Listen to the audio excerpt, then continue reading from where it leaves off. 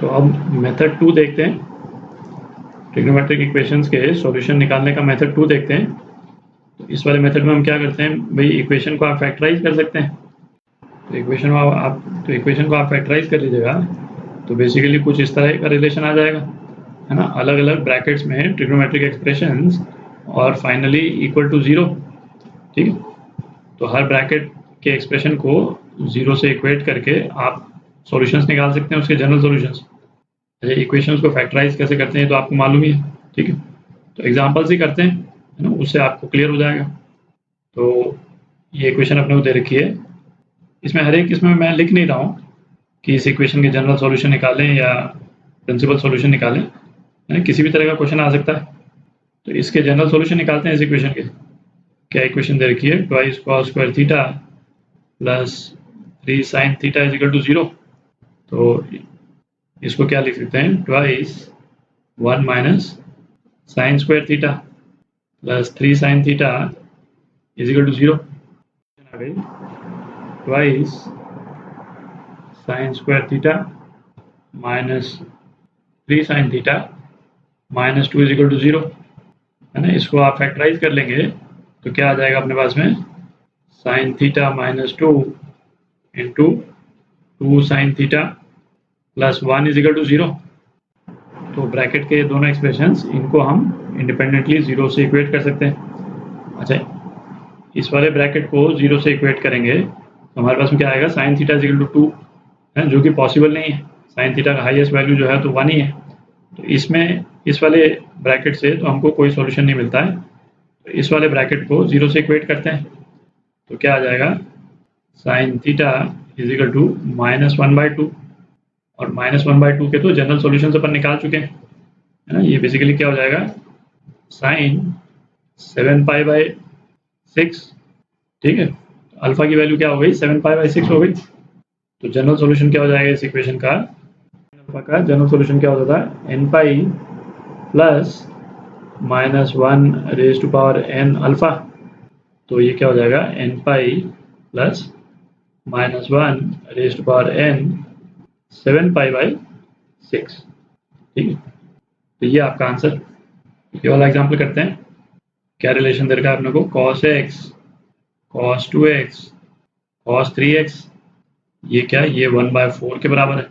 ठीक, तो इस तरह का, है ना, साइन या कॉस के टर्म्स का मल्टीप्लिकेशन यदि आए तो सबसे पहला तो हमको क्या देखना है भाई, हम मल्टीप्लिकेशन सीरीज लगा सकते हैं कि नहीं, सिंप्लीफाई करने के लिए।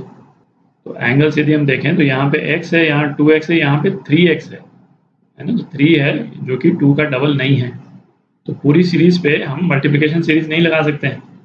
ठीक है, तो इसको किसी दूसरे तरह से सिंप्लीफाई करना होगा। तो इसमें हम देखें cos x और cos 3x की टर्म को एक साथ लेकर के यदि हम साइन कॉस के स्टैंडर्ड रिजल्ट यदि हम लगाते हैं तो एक cos 2x की टर्म आ जाएगी। ठीक है, तो चांसेस हैं कि उससे थोड़ा सिंप्लीफाई हो जाए, तो ट्राई करते हैं। वैसे इसको हम क्या लिख सकते हैं, twice cos x cos 3x into cos 2x, और राइट हैंड साइड में ये क्या 1/2 रह जाएगा, है ना। 2 एक हमने यहाँ पे ले लिया तो ये क्या हो जाएगा, twice cos a cos b, है, तो cos a plus b 4x plus cos a minus b, तो cos 2x, ये माइनस b करें चाहे b माइनस a करें फर्क नहीं पड़ता, cos है यहाँ पे, multiplied by cos 2x is equal to 1/2। ठीक, इसको क्या लिख सकते हैं, cos 2x into cos 4x। तो cos 4x को भी हम cos 2x में कन्वर्ट कर लेते हैं, तो क्या आ जाएगा अपने पास, twice cos square 2x minus 1।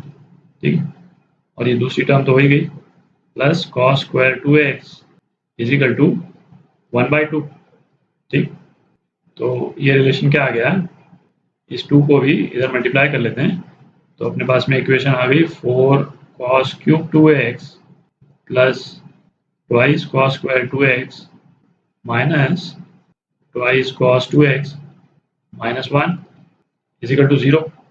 ठीक, अब इसको फैक्टराइज कर लें, भाई। यहाँ पे जैसे हम ट्वाइस cos स्क्वायर 2x को कॉमन ले सकते हैं तो क्या आ जाएगा, ट्वाइस cos 2x प्लस 1, और यहाँ -1 कॉमन ले लिया तो क्या आ गया, twice cos 2x minus 1 is equal to 0।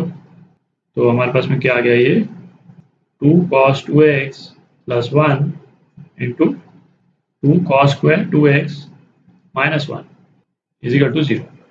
ठीक है, तो ये सिंप्लीफाइड रिलेशन आ गया। अब इसके सॉल्यूशंस निकाल सकते हैं अपन। तो अब इसको 0 से इक्वेट करते हैं, तो क्या आ जाएगा, 2 cos 2x cos 2x is equal to minus 1/2, और ये कितना हो जाएगा, cos माइनस 1/2 मतलब cos 120 डिग्रीज है ना, cos 90 plus theta minus sine 30, तो cos 120 मतलब 2π/3, अल्फा 2π/3 हो गया। और cos का जनरल सॉल्यूशन जो है वो क्या होता था, ये 2x इज इक्वल टू क्या हो जाएगा, 2n पाई प्लस माइनस अल्फा होता था। ठीक है, तो अल्फा यहाँ पे क्या है, 2π/3। तो एक जनरल सॉल्यूशन जो अपने पास में आ गया, क्या आ गया, x is equal to n pi plus minus π/3। ठीक है, तो एक सॉल्यूशन तो ये आ गया आपके पास। अब जो दूसरी इक्वेशन है उसको 0 से इक्वेट करते हैं, तो दूसरी इक्वेशन क्या आ जाएगा, cos square 2x is equal to 1/2। तो ये किसके बराबर हो गया, cos स्क्वायर π/4 के बराबर हो गया। ठीक है, अब cos square theta is equal to cos square alpha, इसका जनरल सॉल्यूशन भी अपन ने निकाला था, है ना। क्या जनरल सॉल्यूशन था इसका, theta is equal to n pi plus minus alpha, है ना, ये होता था। अल्फा यहाँ पे कितना है, π/4, तो क्या आ गया, 2x is equal to n pi plus minus π/4। तो x की क्या वैल्यू आ गई, n π/2 प्लस माइनस π/8।